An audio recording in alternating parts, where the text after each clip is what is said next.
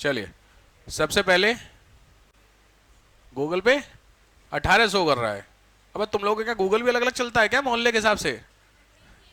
18 ले 17 16 कसम से। अच्छा तुम लोग मार खाने वाला काम नहीं कर रहे हो, मतलब गूगल में ढूंढने में भी अलग अलग डेटा मिल रहा है तुम लोगों को।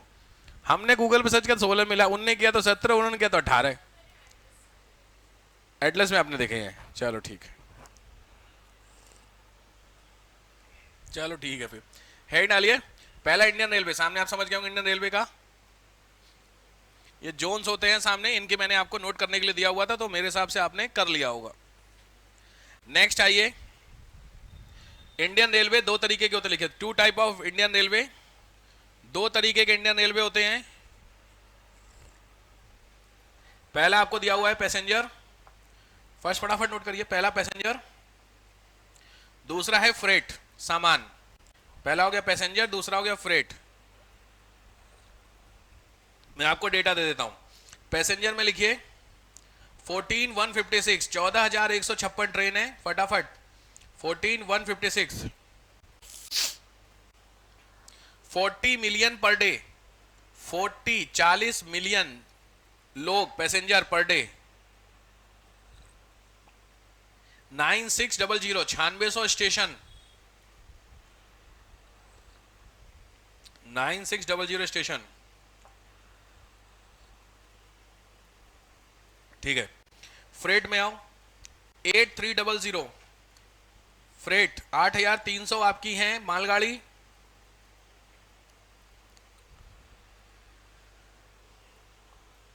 2.3 billion ton, 2.3 billion ton, 2.3 billion ton, ये होता है फ्रेट, सामान, वैल्यू। मतलब इतने का वेट होता है जो ट्रेन उठा के चलती है। ठीक है, नेक्स्ट। ठीक, ये डेटा मैंने बता दिया। चलो नेक्स्ट आओ, डिस्ट्रीब्यूशन ऑफ रेलवे, हेडिंग डालो। रेल मार्गों का वितरण, स्पीड में आओ थोड़ा सा। एक घंटा खाली बैठे हो, थोड़ा लिखो। डिस्ट्रीब्यूशन ऑफ रेलवे इंडिया में। एक इंडिया का मैप बनाओ, एक इंडिया का मैप बनाओ, थोड़ा बहुत जो भी इंडिया का मैप बनाओ तुरंत। बन गया, बन गया। उसमें जहां पे यूपी वाला पोर्शन है, यूपी एमपी, उसको एक सर्किल में करो। यूपी एमपी वाला जो मैप है, यूपी एमपी राजस्थान, अरे सीधी भाषा में जो नॉर्दर्न वाला पोर्शन है वो एक सर्किल में करो। जो बीच वाला पोर्शन है तुम्हारा, बीच वाले पोर्शन का मतलब होता है एमपी के ऊपर वाला एक, एमपी के नीचे वाला 2 नंबर। एमपी के ऊपर वाले को 1 नंबर डालो, एमपी के नीचे वाले को 2 नंबर डालो। समझ रहे हैं आप लोग? मेरी तरफ आशा भरी निगाह से देख रहे हैं, आप समझ गए? हाँ, और तीसरे में जो कोस्ट है उसको डाल दो। तट वाला जो पोर्शन है भारत का, जो कोस्टल एरिया है, उसको तीसरे में डालो। और जहां हिमालय है ऊपर जम्मू कश्मीर में, उसको 3 नंबर डाल दो। कुछ कुछ समझ गए? ठीक। तो ये क्या मैंने बताया, ये तीनों मैंने बताए हैं ट्रेन का कंजेशन, या सिंपली भाषा में डेंसिटी। सबसे पहली डेंसिटी सबसे ज्यादा कहां मिलेगी आपको? नॉर्दर्न प्लेन में। भाई प्लेन होगा तभी तो वहां पे बिछाना आसान होगा ना। तो दूसरे नंबर प्लेटी होगा, तीसरे पे आपका कोस्टल हो गया। समझ गए? ये आया हुआ है। चलो, इंडिया की पहली रेलवे जानते होगे कहां पर है? इंडिया की फर्स्ट रेल कहां चली थी? इंडिया की फर्स्ट ट्रेन थाने से, मुंबई से थाने। ठीक बात। कब चली थी? ये तो प्रीलिम्स का बेसिक है, क्लास 6 7 में पढ़े होगे यार। भारत की पहली ट्रेन 1853, नोट कर लीजिए। 1853 मुंबई टू थाने, 1853 मुंबई टू थाने।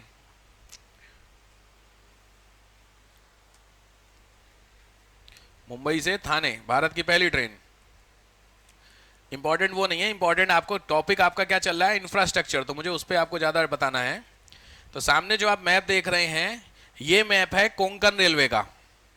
देख रहा है आपको कोंकण रेलवे? दो चीज जो डिबेट में आ रखा है वो कि देखो, आपको ट्रेन नहीं पढ़ना, ट्रेन तो ट्रांसपोर्ट पढ़ोगे ही पढ़ोगे, आपको इंफ्रास्ट्रक्चर पढ़ना। इंफ्रास्ट्रक्चर का मतलब होता है कोई नया अचीवमेंट जो आपने इस सेक्टर से, अभी आजकल वो बहुत इंपॉर्टेंट है, चेनाब ब्रिज, परसों नरसों बहुत इंपॉर्टेंट है, क्योंकि दुनिया में उतना बड़ा कुछ नहीं है भाई साहब, मजाक नहीं है। इंडियन इंजीनियरिंग का लोग ना लोहा मान रहे हैं कि भाई साहब वास्तव में इंडियन इंजीनियर्स जो है इतने कमाल के हैं, आप खुद देख लीजिए क्या है। लोग डरेंगे, इमेजिन करना ही बहुत बड़ी बात है 300 मीटर पे ब्रिज बनाना।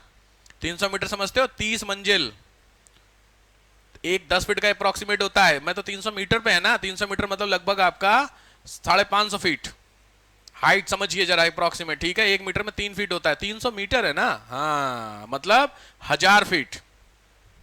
1000 फीट समझते हो, 10 फीट का एक फ्लोर होता है मोटा मोटी। आपके घर का जो दरवाजा है वो 7 फीट का होता है, तुमने पर्दे घर में लगा रखे हो, वो 9 फीट के पर्दे होते हैं। ये जो कर्टेन है 9 फीट का है सामने, 9x4 का, तो 1 फीट जोड़ लो नीचे ऊपर मिला करके बचा, तो 10 फीट का एक फ्लोर है आपका। अब हिसाब लगा लो, एक ये 10 फीट का है और टोटल कितना 3000 मीटर, 1 मीटर में लगभग 3.5 फीट, तो 3000 मीटर मतलब लगभग 1000 फीट, यानी 1000 फ्लोर। छठे सातवें फ्लोर पे पहुंचते हो, हाल कभी चढ़े हो मैक्सिमम फ्लोर पे, कहां तक गए हो, बहुत हाइट पे 32 पे गए हो, बाकी लोग 32 पे गए हो, बालकनी में गए हो, नीचे देखे हो, कुछ समझ में आया दुनियादारी। हाँ, तो आप सोचे 1000वें फ्लोर पे अगर मौका मिले जाने का, तो दुनिया में सबसे ऊंची कौन सी बिल्डिंग, बुर्ज खलीफा, कितने फ्लोर, 163, हाँ ठीक है 160, 160 फ्लोर है याद रखिए। और उसका कभी वीडियो देखिएगा तो आपको दिख जाएगा क्या हिसाब दिखता है, वो 160 है, मैं 1000 फ्लोर कह रहा हूं, मेरी बात समझ रहे हो। उतने फ्लोर पे एक ऐसा ब्रिज बनाना जिसपे 100 kmph की ट्रेन चले, मजाक नहीं है। इसीलिए भाई साहब इन चीजों को लोग कहते हैं मोदी जी इस चीज को प्रमोट कर रहे हैं, प्रमोट करना बनता है, आप जलो चाहे जन्ना जलो भाई साहब बनता है। और उसमें सबसे बड़ा जो टैलेंट है वो किसका है, इस रेलवे का। ये जो सामने रेलवे है कोंकण रेलवे, ध्यान से इसकी मैपिंग को देखिए। ये मैपिंग जो कोंकण रेलवे की आप देख रहे हैं, ये मैपिंग में नोटिस करिएगा, ये देखो शुरू हो रही है ऊपर साइड में महाराष्ट्र में, उसका नाम है मुंबई, नीचे साइड में आ रही है रोहा, ठीक है। तो मुंबई से गोवा में मिलेगा, मुंबई कर्नाटक में, तो मुंबई से रोहा के बीच में कोंकण रेलवे, ये वाला सेक्शन अगर आपको मैप का पोर्शन पता हो तो ये हिस्सा वेस्टर्न घाट है। सोच के देखिए, वेस्टर्न घाट के पैरेलल में ही पूरी पूरी रेलवे बना दी है।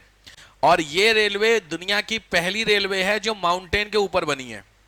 और सबसे इंपॉर्टेंट बात यह है क्योंकि इस रेलवे में इंडिया की फास्टेस्ट ट्रेन चलती है।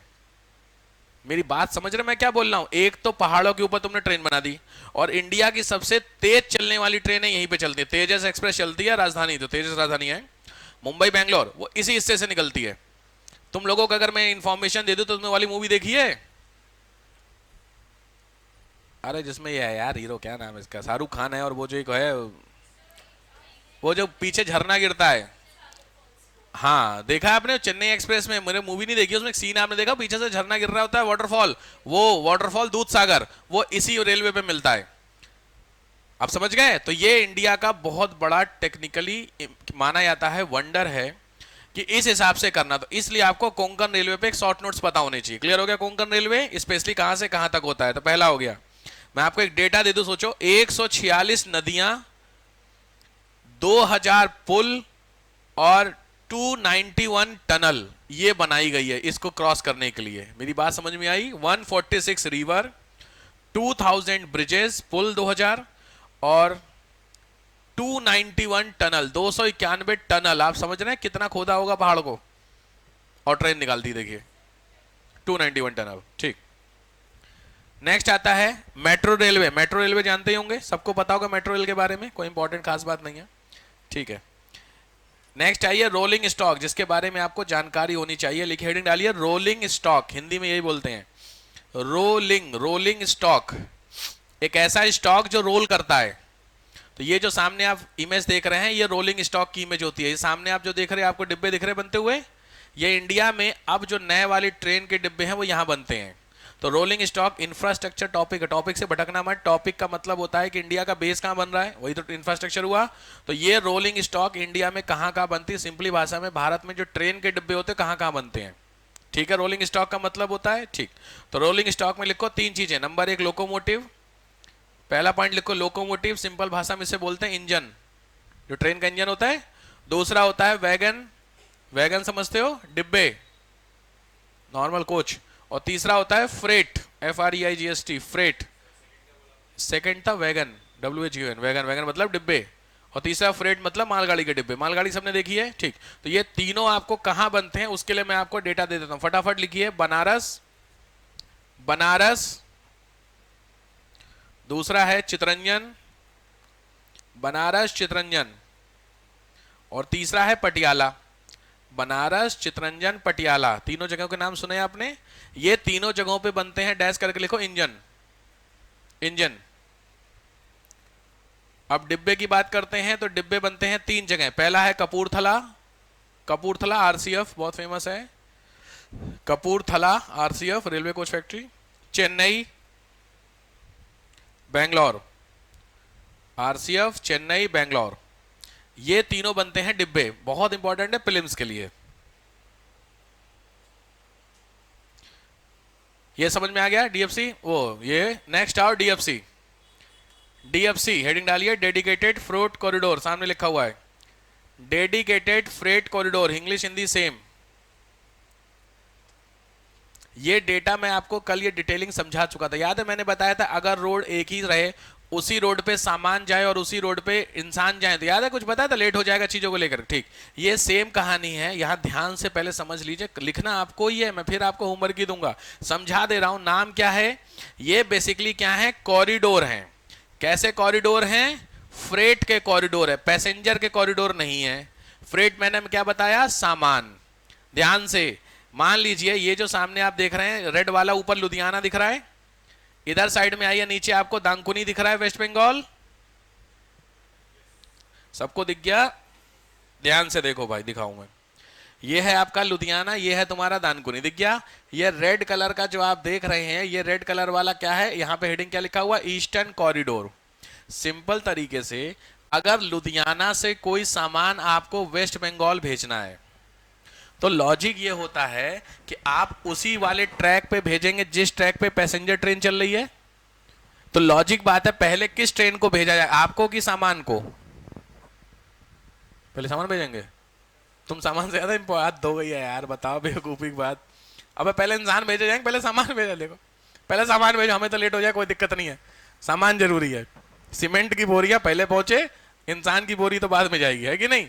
कमाल का यार, हद हो गई। अरे पहले इंसान भेजे जाएंगे ना यार, आराम से पानी यानी पी लो, समझ रहे हो बात को? तो लॉजिक है पहले आपको क्या भेजा जाएगा, इंसान। अब दिक्कत यह है कि जो पैसेंजर ट्रेन जिस ट्रैक पे जा रही है उसी ट्रैक पे फ्रेट वाली भी जाएगी, मालगाड़ी। तो लॉजिक बात है कि ऑटोमेटिकली देखा जाएगा तो जो मालगाड़ी होगी वो लेट हो जाएगी। अगर उसमें कोई सामान ऐसा पड़ा है जिस सामान के खराब होने के चांस है तो सामान खराब। दूसरी चीज है जो डिलीवरी वाला बंदा है जिसको सामान चाहिए 2 दिन के अंदर, उसके यहाँ 3 दिन में पहुंच रहा है, वो भी लेट होगा। तो इसलिए गवर्नमेंट ने जो नॉर्मल आपकी ट्रैक होती है रेलवे लाइन, उस रेलवे लाइन के बगल में उसी के पैरेलल में एक पूरी ट्रैक बिछा दी है और उस ट्रैक पर केवल और केवल जो ट्रेन चलेगी वो चलेगी मालगाड़ी, उसमें पैसेंजर ट्रेन नहीं जाएगी। समझ गए? दिक्कत इसमें अच्छी मतलब अच्छाई ये है कि ये ट्रेन अगर लुधियाना से खुलेगी तो बीच में 1 या 2 स्टॉपेज लेगी सीधे दानकुनी के लिए। समझ गए बात को लेके? इसमें फायदा हो रहा है, समझ में आया फायदा आपको? लॉजिक बात, अगर ट्रेन लगातार चलेगी तो सामान फटाफट पहुंचेगा। तो इस तरीके की चीजें से गवर्नमेंट को अर्निंग होगी कि नहीं होगी? भाई सीधी बात है, मेरे को पता अगर मैं सामान भेज रहा हूं और ट्रेन से भेजूंगा और ये डीएफसी नहीं होगा तो लॉजिक बात है मेरा सामान 4 से 5 दिन में पहुंच रहा। लेकिन अगर मैं डीएफसी में से भेजूंगा तो सामान मेरा 1 से 1.5 दिन में पहुंच गया। रेलवे से सामान भेजना बहुत सस्ता है लेकिन रिस्की है, मैं दोनों बता दे रहा हूं। आपको लगता है बहुत सस्ता मतलब भेज दें, गाड़ी भेज दीजिए, लेकिन अब गाड़ी पहुंच जाए तक तो अलग बात है, क्योंकि बहुत बुरा हाल है रेलवे का। मैं सामान कभी भेजा आपने? रेलवे सामान आया आपका कभी? आया है? बाइक आई है, ठीक से पहुंची थी? अच्छा तब तो ठीक है, वरना बाइक पे वो खुद ही कहते थे पहले एक बार बाइक से पेट्रोल निकाल के भेजोगे।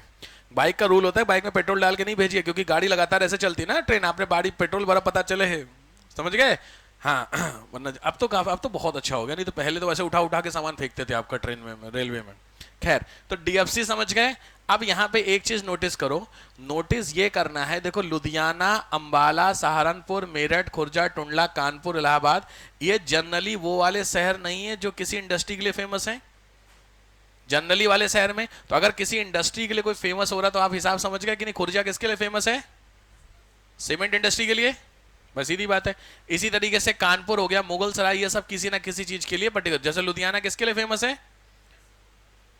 लुधियाना स्पोर्ट्स के लिए, स्पोर्ट्स के लिए भी है। किसके लिए? क्रिकेट, हाँ स्पोर्ट्स हो गया। उसके अलावा फार्मिंग, वुलन के लिए भी, हौजरी के लिए यार मेनली होता है, जो फुटकर वाली हौजरी सुनते हो, हौजरी सामान, तो ये बेसिकली वही सामान के लिए होता है। तो सीधी बात है, क्योंकि हौजरी के सामान का वेट कम होता है साइज, मतलब साइज में होते हैं छोटे छोटे, लेकिन वो ज्यादा स्पेस लेते हैं ना, तो ट्रेन से भेजना काफी आसान होता है। तो लुधियाना उधियाना वाला पोर्शन होता है, इसलिए इलाहाबाद समझ गए। तो वेट क्यों, तो फ्रेट कॉरिडोर के फायदे क्या है समझ गए। क्या होता है फ्रेट कॉरिडोर, तो इस फ्रेट कॉरिडोर की लिस्ट और फ्रेट कॉरिडोर के मैं आपको बता देता हूं। पहला लिख लो लिस्ट, सबसे पहला होता है लिस्ट, और दूसरा होता है लिस्ट के बाद सेकंड होता है वो है प्लस पॉइंट, मतलब फायदे। हाँ, ये सामने मैंने बना रखा है, आपको कुछ नहीं करना है, बस इसी को करना है। सामने आपको बाकायदा लिस्ट दे रखी है, उधर उसकी लंबाई है, इधर इसकी लंबाई है भाई साहब। वेस्टर्न कॉरिडोर, ईस्टर्न कॉरिडोर आपके सामने कुछ नहीं, चुप मार करके इसके आगे की लंबाई नोट कर लीजिए प्रीलिम्स में। इसका मैं फ्रेट कॉरिडोर के फायदे की बात करूंगा, तो फायदा आप समझ गए होगा क्या होगा इसका भाई। 4-5 फायदे दोगे, टाइम बचा रहा, पैसा बचा रहा आपका, सीधे हो ठीक। तो डीएफसी आपका 2-3 बार, 2 बार आया हुआ है, 2 बार आ रखा है इसका।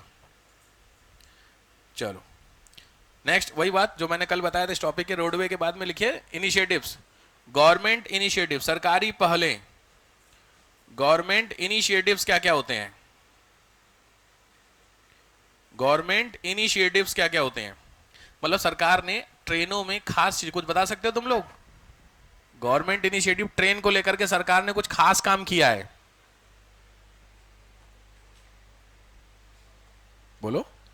गवर्नमेंट ने कोई खास काम आपको लगता है कि सर ये काम है जो मैं लिख सकता हूं, या गवर्नमेंट का कोई प्लान बताओ।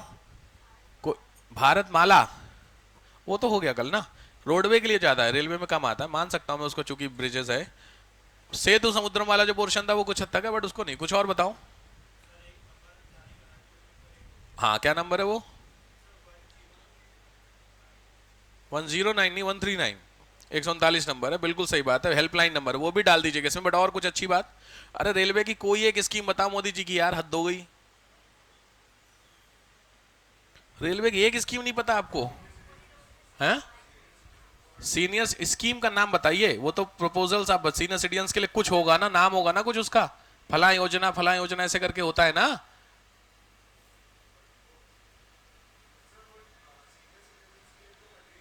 हाँ बिल्कुल हट गई है, सीरियस ना बच्चों सबके लिए। सरकार को नहीं, बहुत पैसा बड़ा इस पे अपोज किया जा रहा है इस चीज को लेकर के, कि सरकार सीनियर सिटीजन को जो कंपनसेशन दे रही थी जब छोड़ दिया, बड़ा पैसा कमाई, 8,000 कुछ करोड़ रुपए कमाई है सरकार।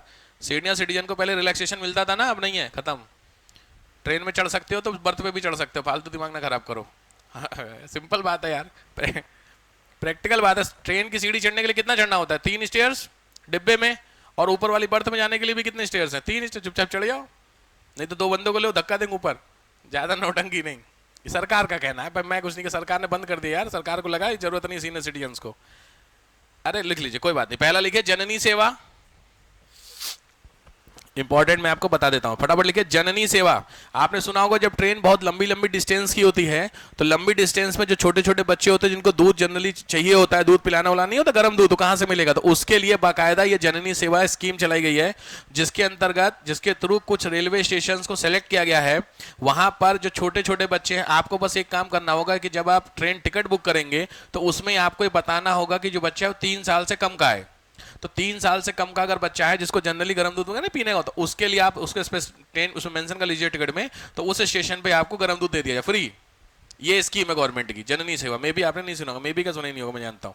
दूसरा लिखिए e ticket, e ticket, e ticket समझ गए, आप लोग कराते होंगे। अच्छा, जब आप टिकट कराए होंगे ऑनलाइन, सबने कराया होगा, तो उसमें नीचे एक वो देता है इंश्योरेंस वाला, 2 या 3 रुपए देकर के इंश्योरेंस और करा लो, तो उसको लिखो ई टिकट, लिखो next point, insurance on e ticket, बीमा, ई टिकट पर बीमा। नेक्स्ट, तुमने सुना होगा विकल्प, विकल्प योजना सुनी है।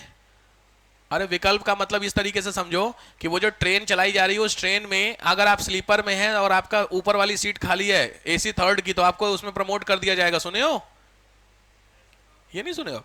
अगर आपने, हाँ बेसिकली इसको समझो, अगर आपने, मैं आपको समझा देता हूँ है क्या, अगर स्लीपर का टिकट लिया है आपने और ऊपर जो एसी 3 टायर है, अगर उसमें एक सीट बची है, तो जो स्लीपर की नंबर 1 वेटिंग वाला बंदा होगा उसको शिफ्ट कर दिया जाएगा एसी 3 टायर में। ये विकल्प का ऑप्शन होता है, विकल्प में अल्टरनेट का ऑप्शन होता है, फ्री, ऐसा नहीं एक्स्ट्रा पैसा ले आएगा, फ्री। हाँ अपग्रेड, सिंपल बात है, ठीक है। इसको बोलते हैं विकल्प, इसका जो ऑफिशियल नाम है वो एटीएएस है, एटीएएस, अल्टरनेटिव ट्रेन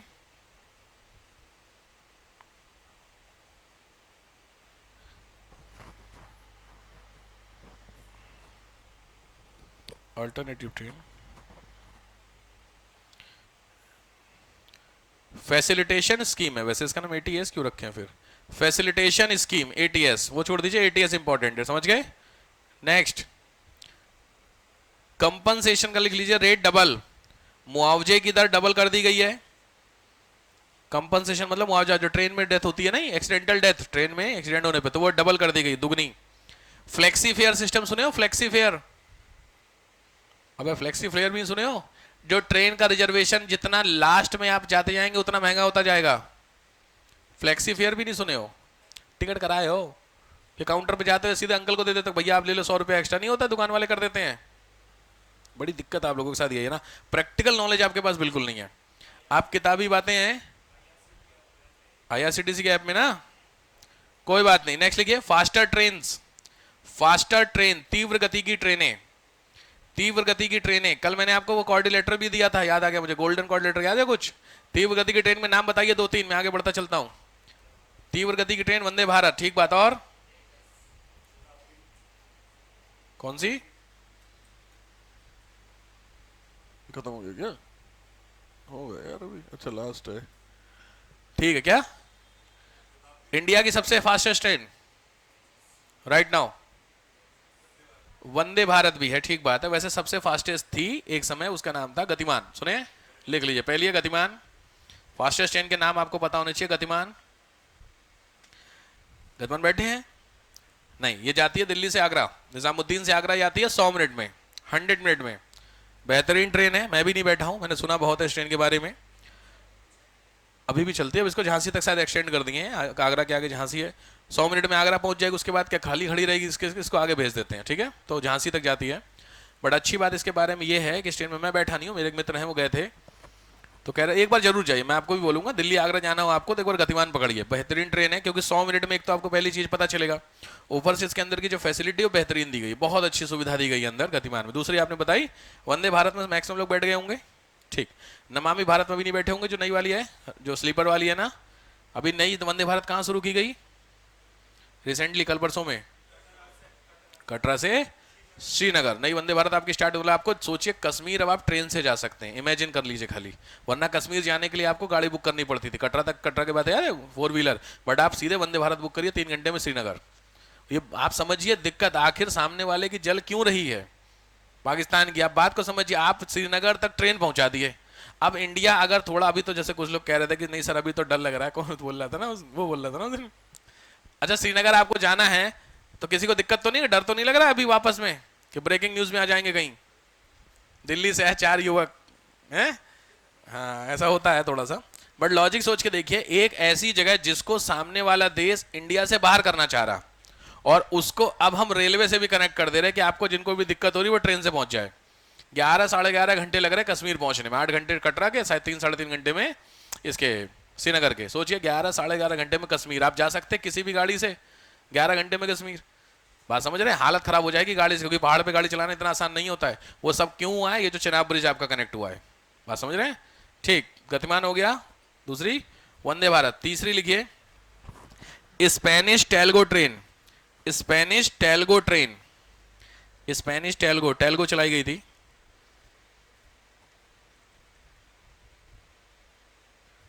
ठीक, नेक्स्ट कैशलेस ट्रांजैक्शन, ये हो गया ट्रेन वाला, नेक्स्ट फैसिलिटी में लिखते चलो, कैशलेस ट्रांजैक्शन, नगदी रहित लेन देन, नेक्स्ट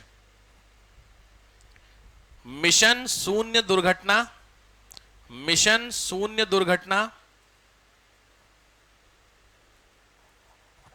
नेक्स्ट त्रिनेत्र, बहुत ध्यान से, त्रिनेत्र, TRI, त्रिनेत्र, त्रिनेत्र पता है क्या, त्रिनेत्र जानते हैं वैसे शिव जी से त्रिनेत्र, तो ये बेसिकली उठाया गया ड्राइवर के लिए, जितने भी इंजन हैं उन इंजन में जो उनका फ्रंट होता है उस फ्रंट में एक सिग्नल लगेगा, और जो सारे इंजन में लगेगा, तो लॉजिक बात है जब भी ये ट्रेन यहां से चलेगी एक स्टेशन से, तो वो वहां से फ्रीक्वेंसी को रिलीज करेगा, वो फ्रीक्वेंसी आगे आने वाली किसी भी ट्रेन की फ्रीक्वेंसी से टकराएगा और इस इंजन को सिग्नल दे देगा कि सामने से ट्रेन आ रही है, समझ गए, तो एक तरीके का एंटी कोलिजन डिवाइस, कोलिजन समझते हो, तो यहां से ट्रेन गई, अगर इसके इंजन में कुछ है तो यहां से इसने वेस्ट छोड़ी, रास्ते में कोई ट्रेन उसने छोड़ी, तो दोनों आपस में तुरंत सिग्नल आ गया, यहां पे ट्रेन जैसे ही सिग्नल आए ऑटोमेटिक ब्रेक लग जाएंगे, झंझटी, तो सीधी बात है एक्सीडेंट केस खत्म की नहीं खत्म, यानी आमने सामने वाले केस खत्म।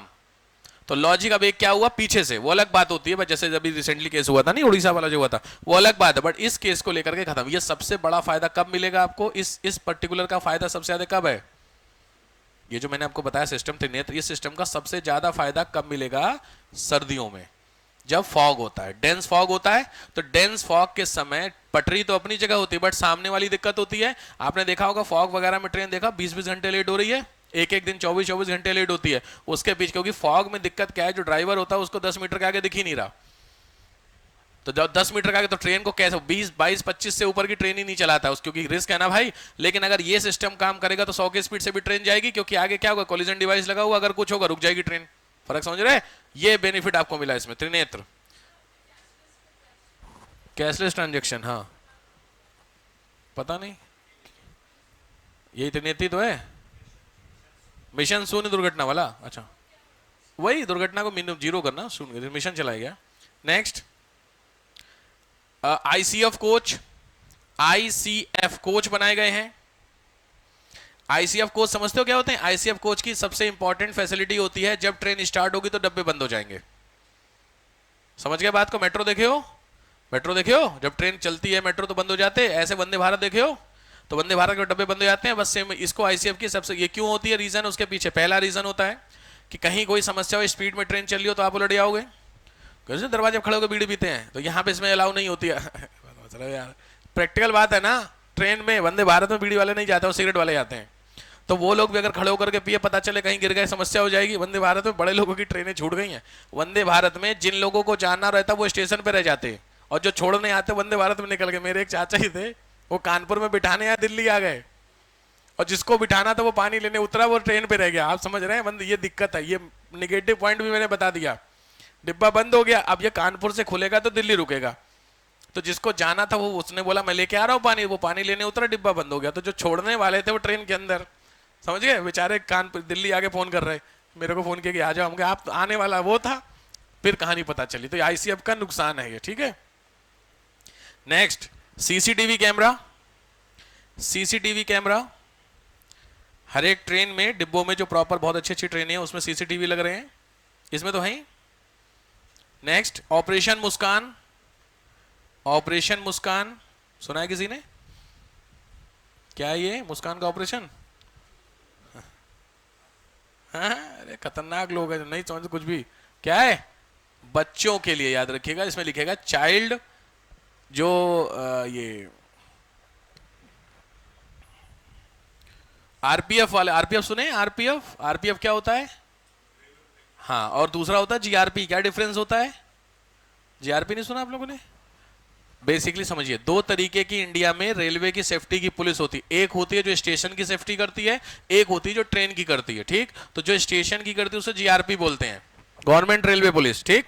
और दूसरी होती है रेलवे प्रोटेक्शन फोर्स, जो प्रोटेक्ट करने का काम करती है। हर कोच में आपने देखा होगा ट्रेन में पुलिस वाले आते हैं चेक करने के लिए, दो पुलिस वाले, वो आरपीएफ के होते हैं, उनका यहाँ कभी पढ़िएगा तो वहां पे आरपीएफ लिखा होता है, समझ गए, वो दो दो रहते हैं जनरली ट्रेन में, ठीक है। नेक्स्ट, ठीक, नेक्स्ट आओ ग्रीन इनिशिएटिव, ग्रीन पहल, ग्रीन इनिशिएटिव, इंडिया की पहली ग्रीन ट्रेन, मतलब जिससे पोल्यूशन नहीं होता, सिंपली भाषा में कहूं तो बैटरी पे चलने वाली पहली ट्रेन, ये है रामेश्वरम से मदुरई, रामेश्वरम टू मदुरई, ये फर्स्ट ग्रीन ट्रेन है भारत की, रामेश्वरम टू मदुरई।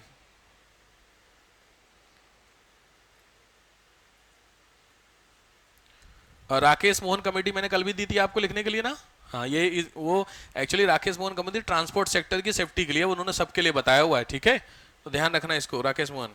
अच्छा हाँ, रेलवे में एक और कमेटी का नाम लिख लो, विवेक देवराय कमेटी, विवेक देवराय कमेटी,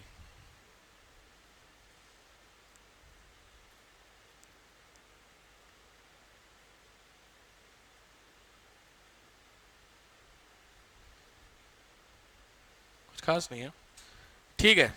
थर्ड आइए, हवाई जहाज, एविएशन, ये दोनों सड़क और रेलवे सबसे ज्यादा टाइम थे, बाकी सब 5-5 मिनट गए हैं। एविएशन, हवाई जहाज, नागरिक उड्डयन मंत्रालय बोलते हैं सिविल एविएशन में, ठीक है। पहली चीज कुछ डेटा में दे दूं, इंडिया 9th सबसे बड़ी मार्केट है, 9th नंबर की लार्जेस्ट मार्केट एविएशन सेक्टर में।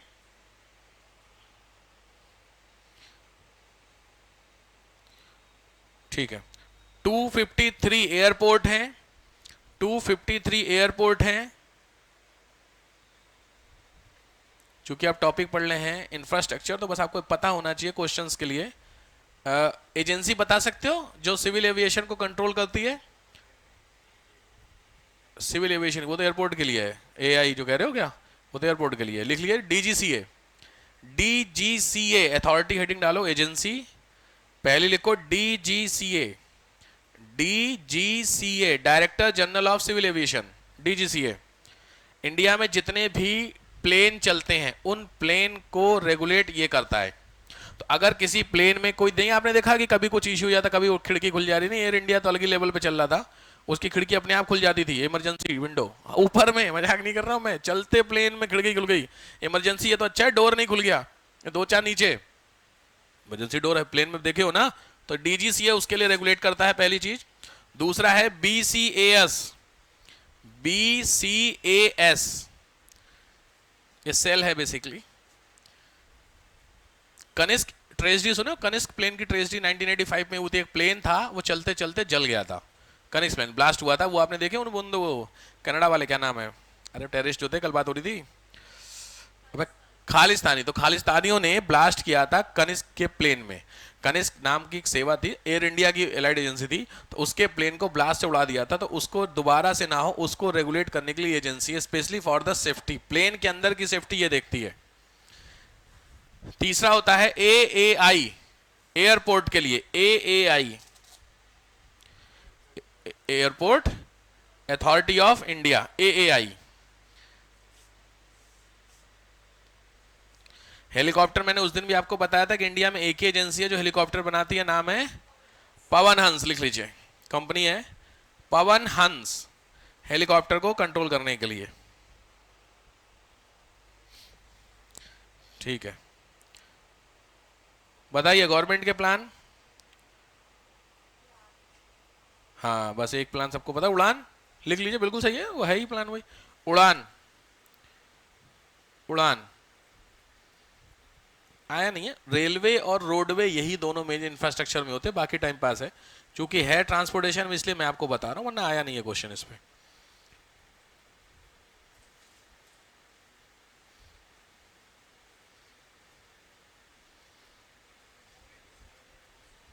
क्या 400 एयरपोर्ट से? हाँ डोमेस्टिक वाले मिला करके ना, ठीक है, परियोजना आपकी हो गई, ठीक है। सागरमाला ये सब हो गया था ना।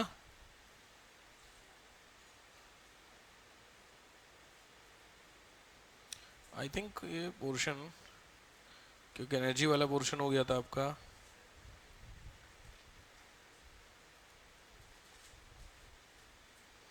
क्योंकि टॉपिक में कुछ खास बच नहीं रहा मुझे लग रहा है, एक मिनट रुक जाओ।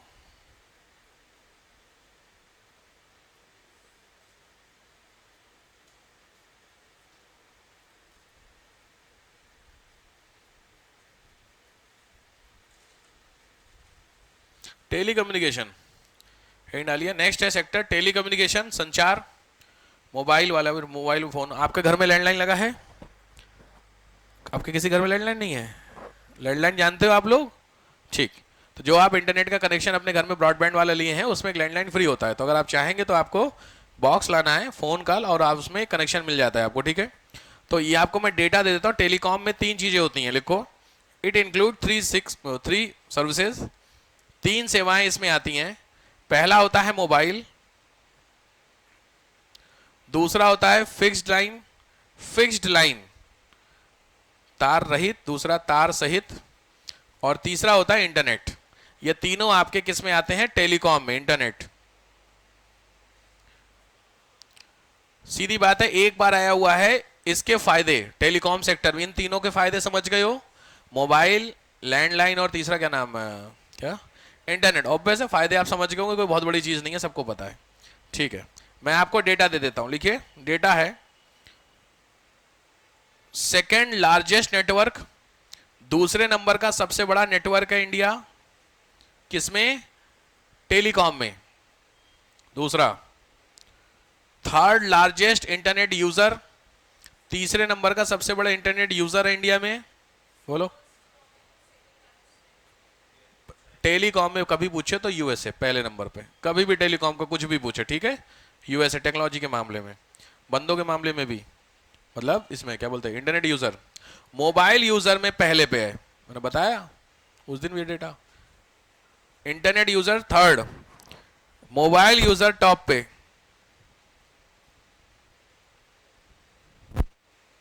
ये बात 2012 के बाद का डेटा आ गया है कि इंडिया वालों ने, क्या बात कर रहे हैं सही में, 2012 के बाद में 200 घंटे पर मंथ इंडिया वाले मोबाइल देखते हैं। कितने घंटे हुए टोटल?